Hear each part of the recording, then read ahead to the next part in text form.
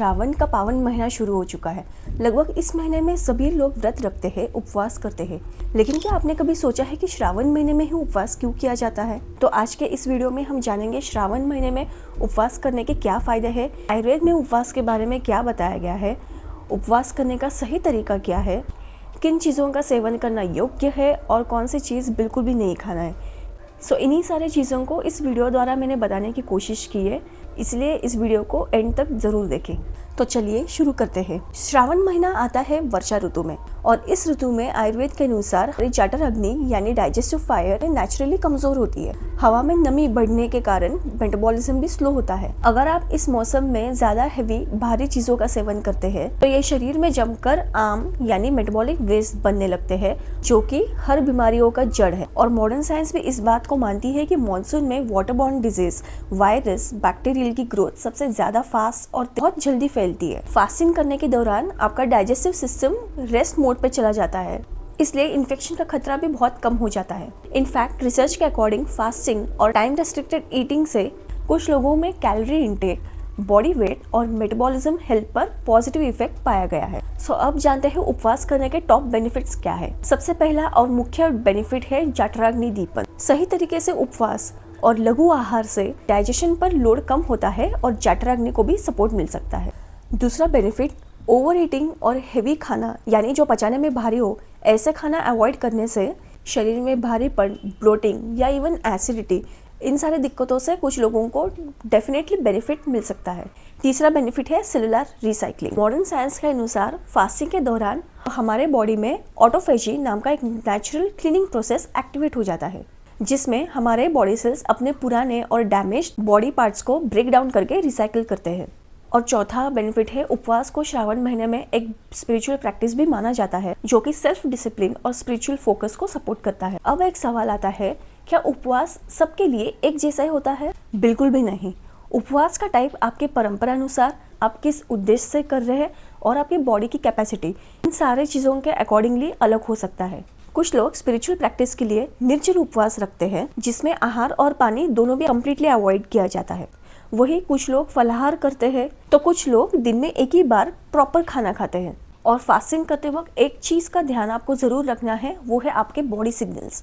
अगर फास्टिंग के दौरान वीकनेस ज़्यादा महसूस होना, चक्कर आना, एसिडिटी होने लगे, तो फास्टिंग को फोर्सफुली कंटिन्यू करना उचित नहीं है। इसीलिए आसानी से पचने वाला लघु आहार लेना सही अप्रोच हो सकता है। अब जानते हैं फास्टिंग करने का सही तरीका कौन सा है। बेसिकली उपवास के 3 फेजेस होते हैं।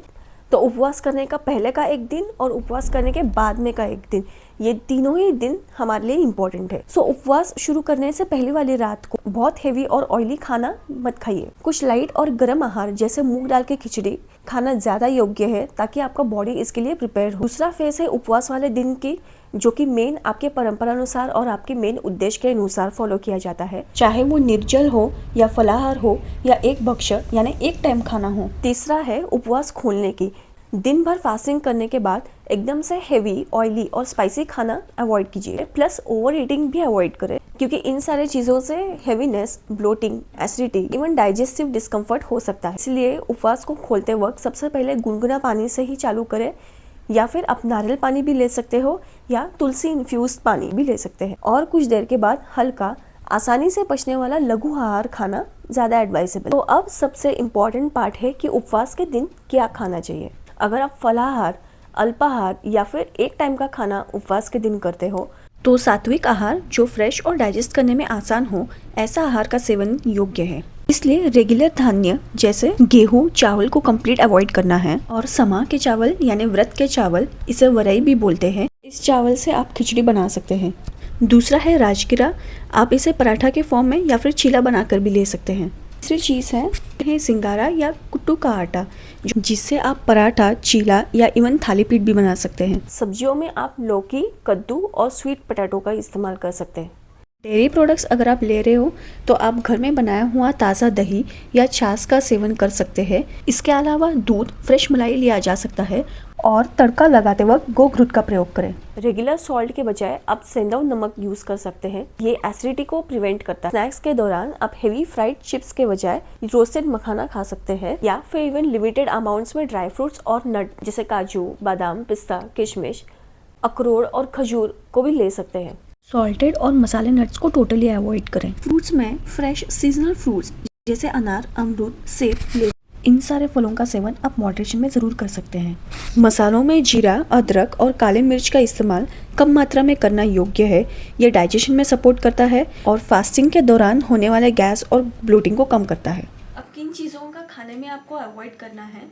देखिए, प्याज, लहसुन, ग्रेन्स जैसे गेहूँ, चावल, पल्सेस, ये सारी चीज़ें आपकी जो रिलीजियस प्रैक्टिस है उसके अनुसार तो है ही, लेकिन हेल्थ के पर्सपेक्टिव से जो चीज़ आपको अवॉइड करना है वो है सबसे पहली बात डीप फ्राइड खाना, दूसरा है पैकेज्ड फास्टिंग स्नैक्स, तीसरा है ज़्यादा मात्रा में मिठाई का सेवन या शुगरी ड्रिंक लेना, चौथा है ओवर ईटिंग यानी उपवास के दौरान भी कुछ ना कुछ तो बार बार खाते रहना, इस चीज़ को भी आपको अवॉइड करना है।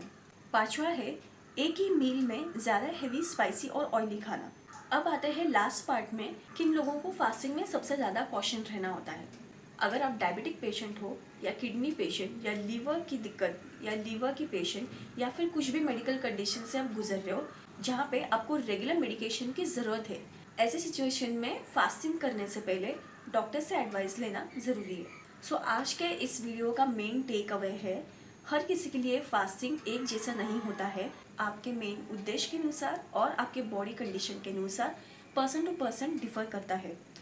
फास्टिंग करते वक्त आपके बॉडी सिग्नल्स को भी ध्यान रखना है। उपवास करने के दौरान आपको बहुत ज़्यादा वीकनेस महसूस होती है, चक्कर आना, वॉमिटिंग होना, उल्टी होना, एसिडिटी होना, ये सारी चीज़ें अगर आपको महसूस होता है तो तुरंत फास्टिंग को स्टॉप करें। फोर्सफुली फास्टिंग कंटिन्यू करना एडवाइजेबल नहीं है। फास्टिंग के दौरान बहुत ज़्यादा हेवी खाना या फिर ओवर ईटिंग को भी अवॉइड करना है और आपके हेल्थ को ज़्यादा प्रायोरिटी ज़रूर दें। फास्टिंग के इस प्रोसेस में आपके डाइजेशन को बिल्कुल भी ओवरलोड ना करें।